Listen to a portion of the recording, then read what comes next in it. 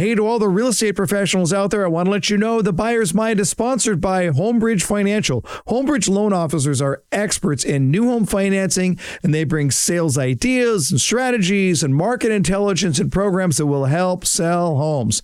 To learn more about that, go to builder.homebridge.com. Homebridge Financial, home financing made easy. Who owns your development?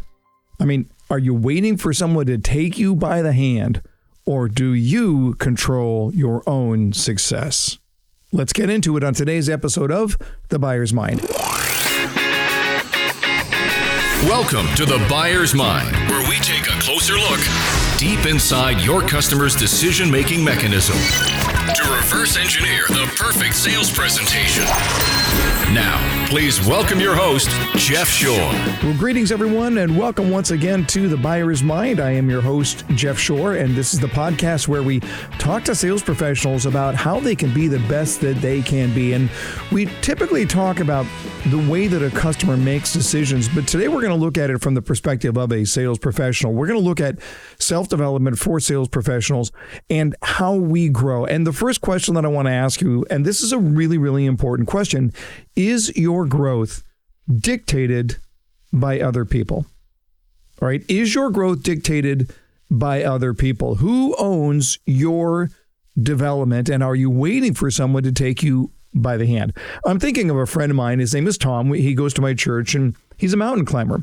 And I mean like big mountains. Like next on his list is K2. He's looking for the big score right here, right? Now, let's be clear on this. No one pays him. There are no medals when you are done. There is no intrinsic desire to do this except for that sense of accomplishment, for being the best that he can be. And there's something about people with high achievement drive. They just have to do more. They just have to. And in order to do more, they have to be more. When I think about people that I've met throughout my career who are those high achievers in any different walk of life, and I mean high achievers certainly in sales, but I look at it high achievers in business, the entrepreneurs out there, but I also look at the high achievers in athletics or music or in the way that they raise their family. Frankly, I think the guy who works on my sprinklers is a high achiever. He is a go-getter, and he's the type of guy who's going to constantly figure out, how do I design my own path to success? There's something about people with high achievement drive, and they stand out. You can see it in them. They have to be their best self. They have to be able to do more. And in order to do that, they have to be more.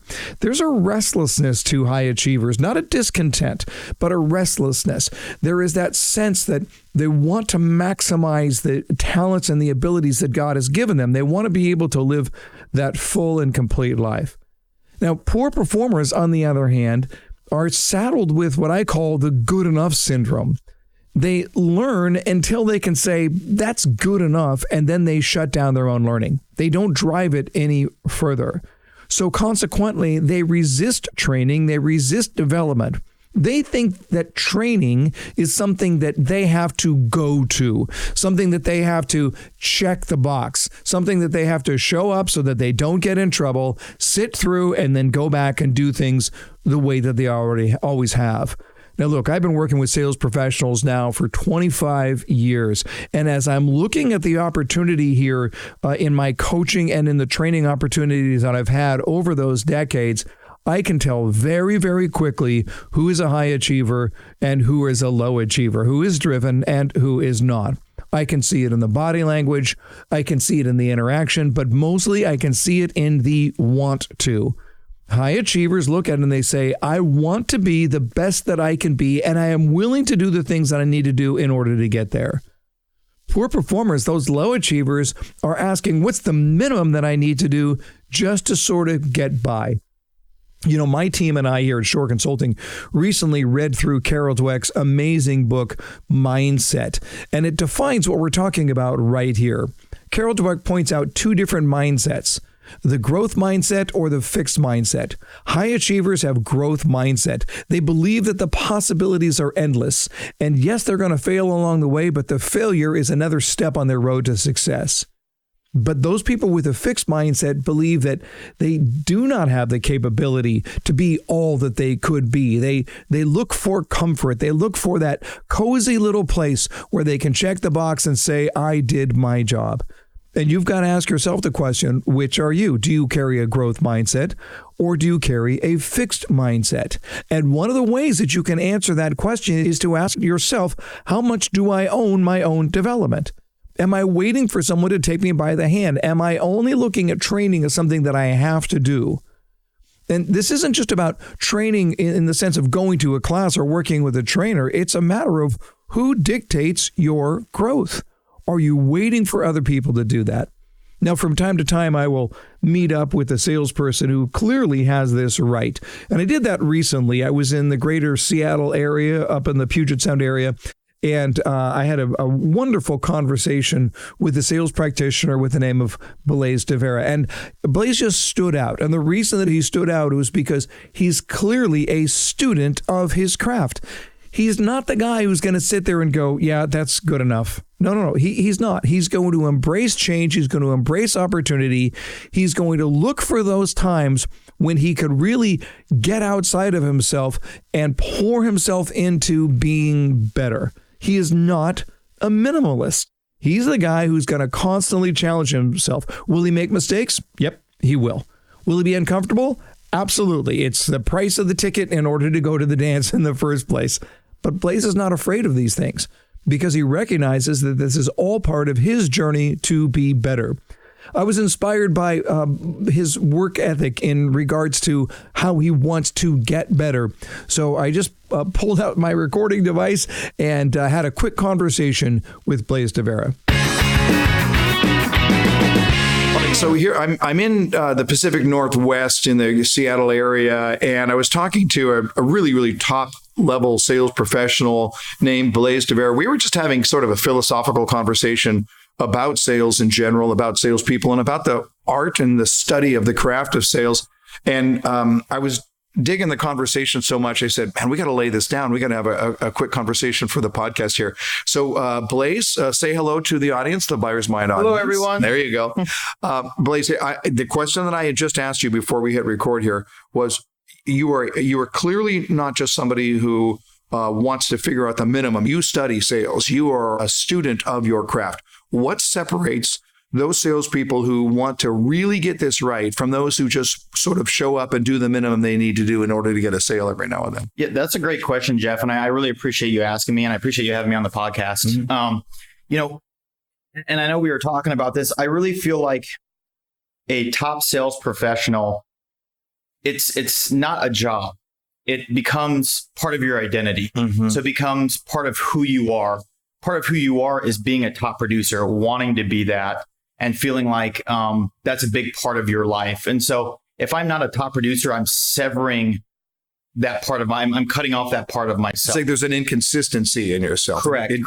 I don't feel okay being second best. Mm-hmm. I've always got to be the best. And if I'm not the best, I'm not the best a lot. I'm always trying to be the best, which sometimes makes me the best. Have you always had that level of achievement drive? And in your opinion, is achievement drive something that is just innate and internal, or can it be grown? I think it can be grown. I think I do believe probably more in DNA than a lot of people believe in. Mm-hmm. So I do think that part of it is, some of it's how you were born, the DNA that you were born with. But I also do think that through training and repetition and through finding your passion, and it's different for everyone, right? So sales isn't going to be everyone's passion. I mean, right. I think a lot of the incorrect people are in sales. Yeah. And that's why they're doing the bare minimum, because they haven't found what they're supposed to be doing with their life. Right. Yeah. There is that question about calling. And I think we do our very, very best work when we are in alignment to that calling.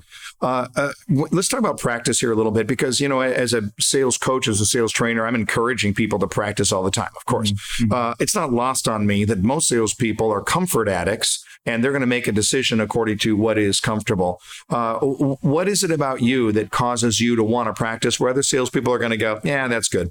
I think it goes back to it's part of who I am. So part of my identity is being a top sales professional. Mm-hmm. So it's not a choice for me. This is a must. Yeah. So it's not, I think a lot of people don't make things musts. It would be nice. It's a goal, but it's not a must. Yeah. So if you make it a must for you to be a top sales professional, you're going to put in the practice. Yeah. You're going to get up earlier. Right. You're going to read books. You're going to, do the repetition you need to be good in those key moments and get that little edge that might make you better than your peers. Last question, advice for somebody who's brand new to sales. I mean, like day one on sales. What do you want to tell people who are brand new to sales?